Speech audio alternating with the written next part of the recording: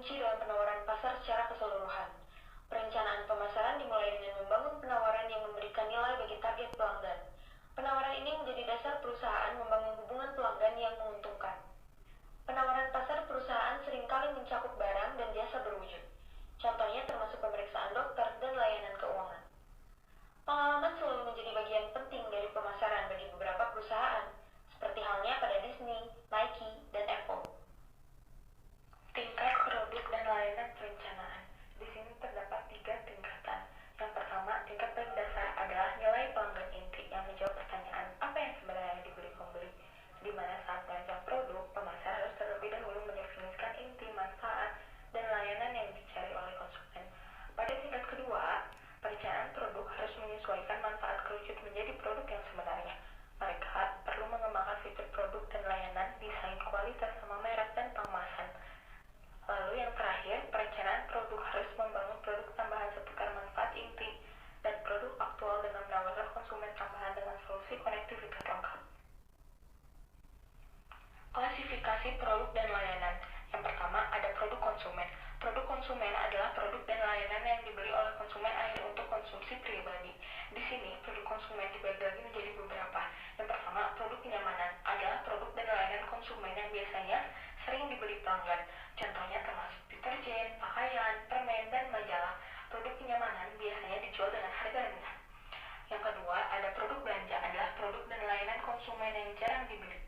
Jika kita mau beli, kita pasti perlu membanding-bandingkan secara cermat kesesuaian yang kualitas, harga, dan gayanya. Contohnya adalah furnitur, pakaian, peralatan utama, dan layanan hotel. Lalu selanjutnya ada produk khusus adalah produk dan layanan konsumen dengan karakteristik unik. Contohnya termasuk merek mobil tertentu, peralatan fotografi mahal, pakaian desainer, dan layanan spesialis medis atau hukum. Lalu yang terakhir ada produk yang tidak dibeli adalah produk konsumen yang tidak diketahui. Contoh klasik dari produk dan layanan yang diketahui tetapi tidak dibeli adalah asuransi jiwa dan layanan pemakaman yang direncanakan sebelumnya. 2. Produksi industri adalah produk yang dibeli untuk diproses lebih lanjut atau untuk digunakan dalam menjalankan bisnis. Ada 3 kelompok produk dan jasa industri. Yang pertama, bahan dan suku cadang. Yang diproduksi terdiri dari bahan komponen seperti besi, benang, dan kabel, juga bagian komponen lainnya seperti motor kecil dan ban. Sebagian besar bahan baku dan suku cadang yang diproduksi dijual langsung ke pengguna industri. Lalu yang kedua ada barang modal, terdiri dari pembelian besar seperti gedung dan peralatan tetap seperti generator, mesin bot, dan elevator. Lalu ada perlengkapan aksesoris, termasuk perlengkapan dan peralatan pabrik portable, seperti perkakas dan truk angkat. Juga ada pula peralatan kantor seperti komputer dan meja. Yang ketiga, ada persediaan dan jasa, yang termasuk persediaan adalah pelumas, batu bara, dan pensil. Lalu ada pula barang-barang perbaikan dan pemeliharaan seperti cat, paku, dan ruang operasi. Jika jasa itu adalah layanan bisnis mencakup layanan pemeliharaan dan perbaikan. Perbaikan seperti pembersihan jendela, perbaikan komputer, dan ada pula layanan konsultasi bisnis seperti hukum, konsultasi manajemen, dan periklanan. 3. Organisasi orang, tempat, dan ide. Organisasi sering melakukan aktivitas untuk menjual organisasi itu sendiri. Pemasaran organisasi terdiri dari kegiatan yang dilakukan untuk menciptakan, memelihara, atau mengubah sikap dan perilaku konsumen sasaran terhadap suatu organisasi. Orang juga bisa dianggap sebagai produk. Orang pemasaran terdiri dari kegiatan yang dilakukan untuk menciptakan, memelihara, atau mengubah sikap atau perilaku terhadap orang tertentu. Orang mulai dari presiden, penghibur, tokoh olahraga, dan para profesional seperti pengacara, dokter, dan arsitek. Mereka juga menggunakan orang pemasaran untuk meningkatkan reputasi mereka. Selain itu, perusahaan, badan amal, dan organisasi lainnya yang merupakan tempat atau wadah menggunakan tokoh terkenal untuk membantu menjual produk mereka. Seperti sepatu Nike, banyak digunakan oleh superstar sepak bola dan pemain basket. Ada pula ide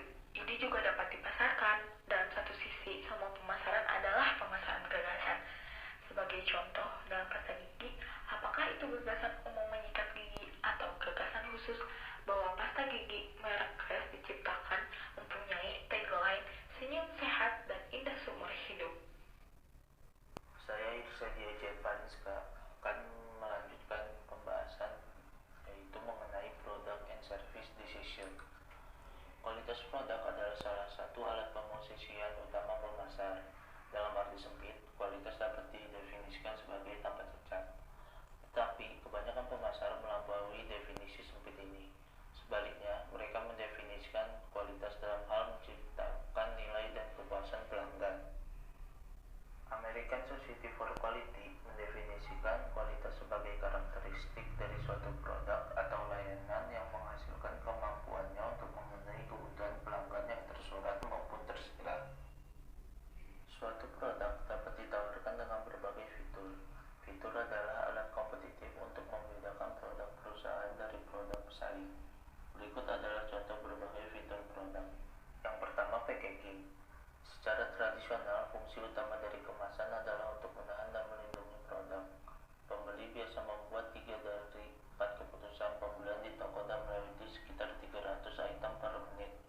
Dalam lingkungan yang sangat kompetitif ini, kemasan mungkin menjadi kesempatan terbaik dan terakhir penjual untuk mempengaruhi pembeli. 11. Pengemasan inovatif dapat memberi perusahaan keunggulan dibandingkan pesaing dan meningkatkan penjualan. Yang kedua, labeling and logos.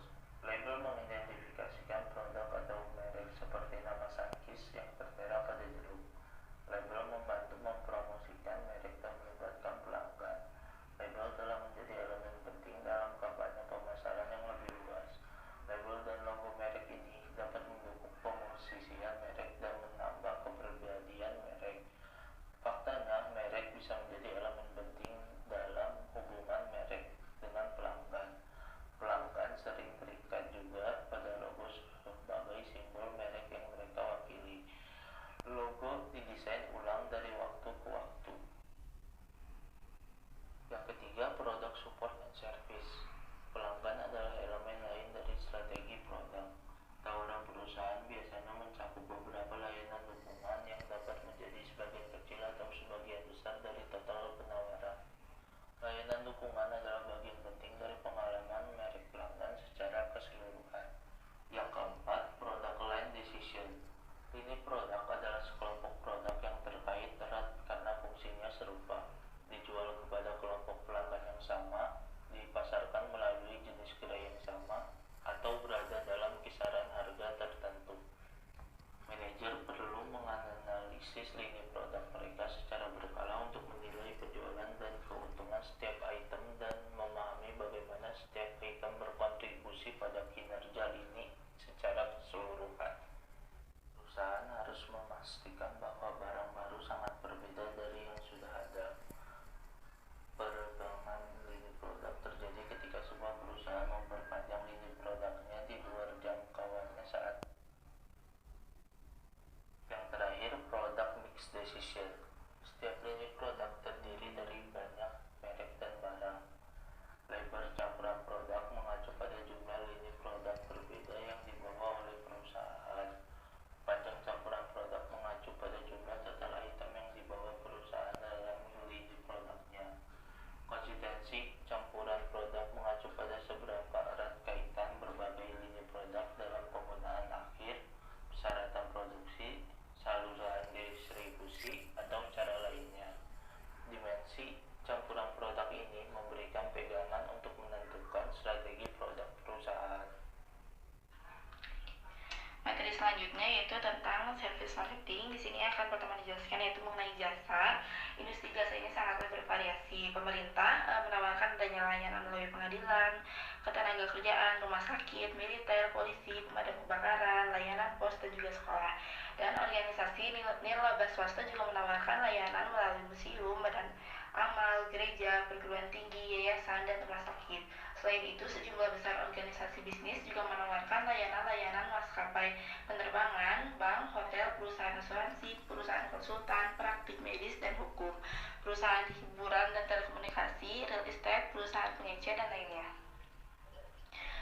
Lalu ada karakteristik layanan, ini ada 4. Yang pertama, tidak berwujud, yang artinya ini tidak berwujud namun dapat dirasakan. Yang kedua, tidak dapat dipisahkan, yang artinya ini jasa pada umumnya dijual dulu baru kemudian diproduksi secara khusus dan dikonsumsi pada waktu bersamaan. Yang ketiga, ada keragaman, yaitu ada banyak variasinya tergantung pada siapa, kapan, dan di mana jasa tersebut dihasilkan. Lalu yang keempat, tidak tahan lama, yang dimana ini sifatnya yang tidak berwujud fisik tadi. Lalu ada strategi pemasaran untuk perusahaan jasa. Sama seperti bisnis manufaktur, firma jasa yang baik menggunakan pemasaran untuk memposisikan diri mereka secara kuat di pasar sasaran yang dipilih. Lalu ada 3 jenis pemasaran jasa. Yang pertama ada internal marketing, yang artinya ini menghubungkan antara employee dan juga perusahaan jasa. Yang kedua external marketing, yaitu yang menghubungkan nasabah dan bank. Yang ketiga interaktif marketing, yaitu yang menghubungkan employee dan juga customer. Lalu mengelola diferensiasi layanan, yaitu yang pertama mengembangkan penawaran, pengiriman dan citra yang berbeda. Yang kedua, penawaran dapat mencakup fitur-fitur inovatif yang membedakan penawaran satu perusahaan dari penawaran pesaing. Yang ketiga, perusahaan jasa dapat membedakan pemberian layanan mereka dengan memiliki orang-orang yang lebih mampu dan dapat diandalkan. Yang keempat, perusahaan jasa juga dapat berupaya membedakan citra mereka melalui simbol dan branding. Lalu mengelola kualitas layanan. Sebuah perusahaan ini dapat membedakan dirinya dengan memberikan kualitas yang lebih tinggi secara konsisten daripada yang disediakan oleh pesaing, sehingga kualitas layanannya dapat lebih menonjol dan juga dapat dilihat menjadi lebih baik.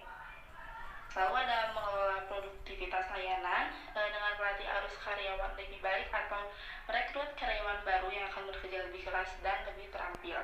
Dalam upaya meningkatkan produktivitas layanan, perusahaan harus selalu waspada bagaimana mereka menciptakan dan menyampaikan nilai pelanggan. Branding strategy, building strong brands.